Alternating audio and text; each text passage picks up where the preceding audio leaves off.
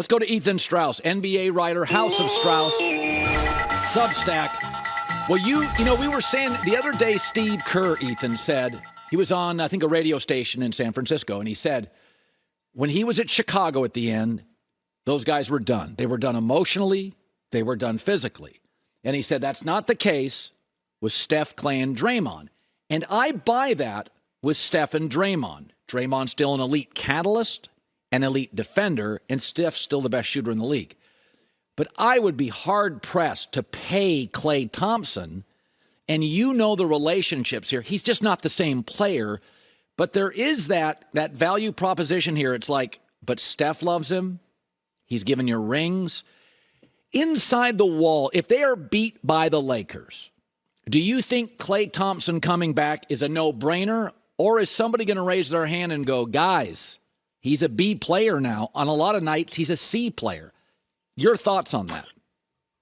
I would say it's a brainer, Colin. Not a no-brainer, right? Not a no-brainer. Maybe you have to think about it. But remember Popovich would talk about corporate knowledge with the San Antonio Spurs because there were those conversations over their 2 decades of being a quality team, but you lose the chemistry. You lose that sense of where everybody is supposed to be. So while it is true, after 2 injuries, Klay Thompson, not defensively what he is probably more valuable to them than he would be to another team just by virtue of always knowing where to be on those transition breaks with Steph Curry, having that telepathy. And yes, he still has those moments where, hey, he can win you a playoff game. The problem sometimes is that he thinks he can when he can't. Right. And when he starts talking about Kobe Bryant before a playoff game, then from the Warriors' perspective, you really have to watch out.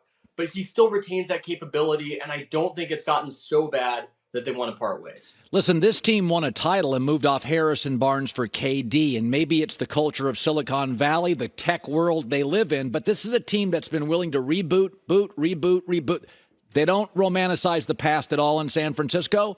That's one of the things I love about them. They've made mistakes. Wiseman, we're done. D'Angelo Russell, no thanks. I think they could move off Jordan Poole. They do not fall in love with themselves. They fall in love with winning. So my takeaway is if they lose to the Lakers in L.A., and I think they will, they're going to make a move. They're not going to bring this whole band back together. Is there something that makes sense to you, a move that makes sense? I think parting ways with Jordan Poole just might have to happen. Now, the way that happens, I'm not sure, right? Like who you're going to get for him on the market. There is that risk that I do think he could be a lot better for another team than for them. Yes. But it just doesn't, it's been an awkward fit. The conventional wisdom is sometimes correct. I do think what happened in the preseason might have sullied it, but then, hey, Poole has a responsibility, regardless of what happened, to maintain his progression and to improve. And that has not occurred. It's a difficult situation. He's a sensitive guy by reputation. I mean, I'm not around the team anymore.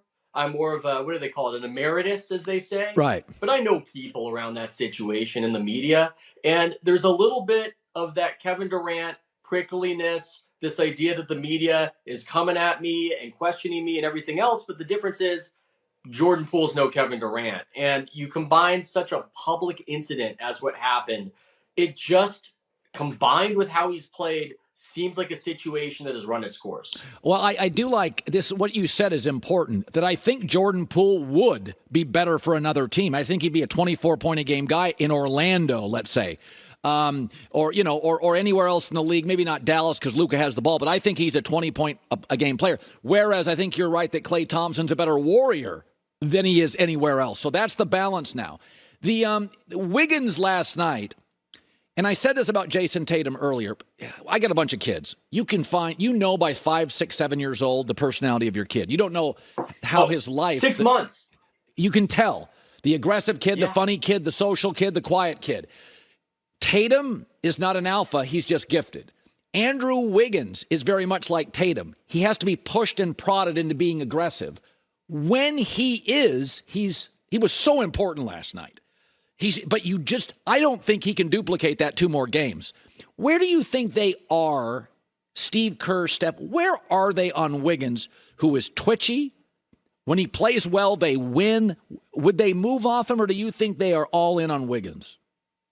I think they showed the commitment to Wiggins this season. I mean, his absence, his sabbatical, his unexplained pause, whatever you want to call it, I don't think that would be tolerated by a lot of guys in a lot of situations. But because they know that they need him, because they know that he is, as Doc Rivers likes to say, a superstar in his role, they tolerated it. They accepted it. And it might be paying dividends. I mean, this is a war of attrition this series. You have a lot of veteran guys who have played a lot of minutes over their careers, a lot of guys who look like they're not the same person in the second half as in the first half. So having a twitchy guy like Wiggins, who, because of bizarre circumstances, missed 2 months of the season, this might be where it really pays dividends. So I think they're committed to him, and I don't think what happened is necessarily going to disrupt that. You know, you covered KD and had some dust-ups with him, and that's why we love you. So, yeah. So I thought I didn't have a problem when he came to the Warriors. I think he was frustrated with Westbrook. I don't think the franchise in Oklahoma City put their arms around him enough. He went to Golden State. I thought it was a horrible career decision to leave, not be loyal to Steph, be loyal to Kyrie. I thought he was too sensitive. Now he gets out of there, which I'm happy for. He goes to Phoenix. There are those, my partner J-Mac, one of them being like he likes to go to winning situations, but I think to myself, I'd be a hypocrite because I bounced around in companies. I want to go to winning situations. I don't want to go to bad situations. Where do you land if they get bounced by Denver, and I think they will? Your relationship. What is fair criticism of KD? What's not fair? How do you, if I said, you covered him for years, you've watched his life, give me a couple paragraphs on where you stand today with KD. Well, I'm not sure if I personally stand much of anywhere with KD. He basically told me to F off when I asked to interview him for my book, just doing due diligence. But he's such an interesting guy. Even if he would tell me that, even if he, in the dust up, as you said, would come at me in a press conference, nobody hates him. He's got an interesting quality that way where he can be very frustrating and difficult to deal with, and in many instances all about himself. But there is an aspect of him, a vulnerability, a likableness to him, which is why these teams, in addition to his talent, I think are just down for the journey and down for the ride. Will this impact his legacy if he loses again? Yeah. I mean, that's how it goes, right? He's maybe the greatest scorer of all time, or at least one of the greatest scorers of all time. But part of greatness, part of being remembered, is committing to situations long term and leading them. I mean, we're talking about rarefied air when we're ranking the greatest players ever. It's how it goes. You can get in there that way as a top 25 guy, maybe, but you're not going to be top 10. And that's just the cost of it. We don't have to moralize about it, Colin. We don't have to say that you're a bad guy if you bounce around certain situations. But it's just a reality that if you bounce around and you can't lead those situations repeatedly to the finals, like LeBron James has done, for instance, that will impact how we view you historically. And even if Kevin Durant acts as though he doesn't care about that, we all know he does. Finally, Ethan Strauss joining us, the victory machine, the making and unmaking of the Warriors dynasty, host of the Warriors NBA podcast, House of Strauss. I think it's the smartest thing out there.